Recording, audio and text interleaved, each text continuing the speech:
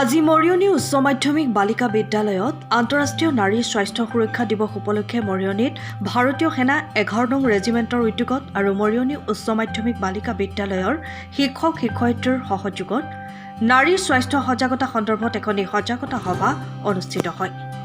এই অনুষ্ঠানত নকছাৰী ক্ষুদ্ৰ প্ৰাথমিক স্বাস্থ্য কেন্দ্ৰৰ চিকিৎসা বিষয়া ডাক্তৰ পিংকি বৰুৱা কটকীৰ লগতে কেইবাগৰাকীও সেনা চিকিৎসা বিষয়াই অংশগ্ৰহণ কৰি ছাত্ৰসকলক উদ্দেশ্যে নাৰীৰ স্বাস্থ্য সজাগতা সম্পৰ্কে ভাষণ প্ৰদান কৰে। লগতে মৰিয়নিৰ আশাকৰ্মীসকলে বিদ্যালয়ৰ ছাত্ৰসকলৰ মাজত চেনিটাৰী নেপকিন বিতৰণ কৰে। অনুষ্ঠানৰ শেষত বিদ্যালয়ৰ প্ৰধান শিক্ষয়িত্ৰী শ্ৰীমতী ববিনা তাঁতী আগৰৱালাই এই শিবিৰ অনুষ্ঠিত কৰাৰ বাবে 11 নং সেনা ৰেজিমেণ্টৰ কৰ্তৃপক্ষ আৰু উপস্থিত থকা সকলোকে ধন্যবাদ জ্ঞাপন কৰে।